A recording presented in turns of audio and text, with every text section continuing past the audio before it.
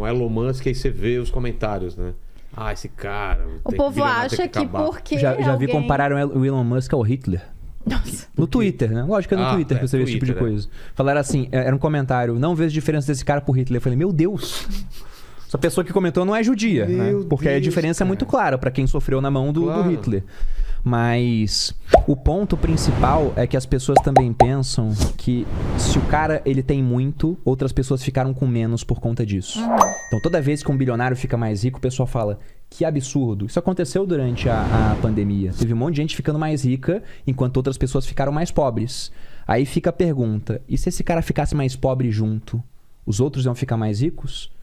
Pelo contrário, iam ficar ainda mais pobres. Porque se um Elon Musk ele é obrigado a fechar as empresas dele, na hora é um monte de gente que ele demite, é um monte de gente que ele para de comprar produtos. E quando ele compra um produto, o consumo dele vira renda de outra pessoa, que vai passar a consumir mais por conta disso. Então, se esses caras ficarem mais pobres, as outras pessoas também ficam mais pobres. Eu vi até outro dia um comentário muito interessante, que era naquele dia que o Facebook caiu pra caramba de valor de mercado, que é uns 20%. Mas você vai sair do Elon Musk, só comparar com o que o pessoal tava falando, que os caras... Ah, ele queria pagar... Quantos milhões ele ia pagar no Twitter? Isso dá pra acabar com a fome mundial, né? Não era fome mundial uma vez, era 6 vezes. 6 vezes, cara? 6 vezes. Só que você pegava a arrecadação do Brasil... Era quanto que ele ia pagar no Twitter? Não era 50... 40 milhões de dólares, né? 40 bilhões de dólares, o que dá uns 200 bilhões de reais. A arrecadação do Estado brasileiro até o mês de maio era de 1 trilhão de reais. Então, se o Elon Musk podia acabar com a fome 6 vezes no mundo, o Brasil podia acabar com a fome no universo. Né? Vamos colocar assim. Né? No universo não, que o universo é muito grande, na galáxia. Né? Então, não é assim. Não é assim. Mas o ponto do Elon... Pode servir também pro Elon Musk, porque tá caindo também. Eu ia falar do Zuckerberg, mas as ações do Elon Musk estão em queda. Então, por quê? Porque o mercado tá ruim agora, né? Várias empresas estão em queda. Tá tudo em queda. Tudo tá em queda. Quando os juros começam a subir, geralmente os ativos de risco, eles caem. Então, o Elon Musk tá perdendo dinheiro agora, o Zuckerberg tá perdendo dinheiro agora. Aí eu pergunto, o mais pobre tá ficando mais rico agora porque eles estão perdendo dinheiro? Não, né? Só serve o contrário, então. É quando fica mais rico que eles perdem. Quando eles ficam mais pobres, então, eles não ganham? Não é assim que funciona. Não é porque o cara ficou mais rico que as pessoas estão perdendo. Na verdade, hoje a gente é mais rico porque esses caras inovaram em vários pontos. A gente só ficou rico porque a gente usou o Instagram de maneira gratuita. A gente investiu pouquíssimo em publicidade, em tráfego pago. A gente não investiu. Usando uma tecnologia que há 10 anos não existia. Para fazer uma transmissão ao vivo há 10 anos era Globo, pô. Agora a gente tá ao vivo aqui. Você tem um emprego porque alguém criou o YouTube e botou a ferramenta disponível. Hoje você tem um baita de um negócio que alcança milhões de pessoas, emprega. A gente estava conversando antes aqui sobre equipe.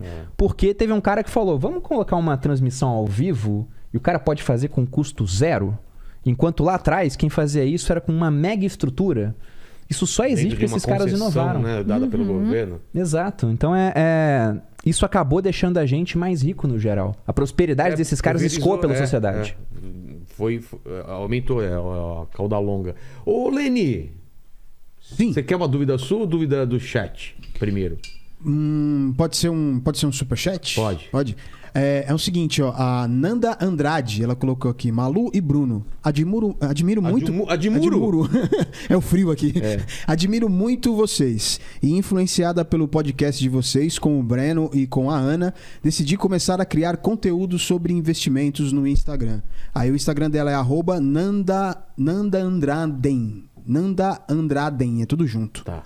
Massa. Beijo, Poxa, Ana. bacana. Obrigada. Fico feliz em saber.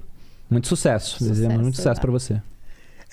E aí, a Elisa tá perguntando pra Malu quando é que ela descobriu que tinha dislexia. Esse é o papo que sempre rola. O pessoal fica assim. E que eu sempre faço as mesmas brincadeiras, inclusive. Não, porque dislexia, eu só vou explicar o que é para quem não sabe o que é. É um distúrbio de aprendizado. Então, hoje, muito se fala sobre TDAH, né? Que é a deficiência déficit de atenção. Né? Que a pessoa é mais hiperativa, geralmente ela não consegue se focar no negócio e tudo mais. Dislexia é outra coisa, mas é da mesma família, né? Então, a dislexia é como se eu tivesse meu cérebro pegasse caminhos diferentes para chegar às mesmas conclusões de uma pessoa normal. Então, é uma ótima forma de explicar assim. Então, eu tenho algumas vantagens e algumas desvantagens. As desvantagens, eu falei. Eu, por exemplo, tenho dificuldade em ler coisas muito complexas. Eu aprendo muito mais em forma de vídeo, de áudio, né? De uma conversa, de uma explicação mais... Porque embaralha as letras, embaralha as palavras? Eu leio errado, às vezes... Em vez de ser da esquerda para direita, você dá umas puladas? Não, eu só leio e não entendo. Tá. Troca a letra. Troco letra. Quando eu vou escrever, eu troco eu erro, tipo, a forma de escrita. Sei. Erros, assim, normais, erros muito ridículos, que se eu ler, prestando atenção, provavelmente com distanciamento, eu mesmo vou dizer, nossa, mas escreveu tudo errado, sabe? E isso acontece muito. Mas não todos. Não todos. Não consegue pegar. Realmente a cabeça funciona de uma forma diferente. Até voltando quando a gente comentou do Enem, que a Malu fez o Enem 4 vezes. Por exemplo, no Enem tem aquela recomendação: leia a prova toda e depois resolva.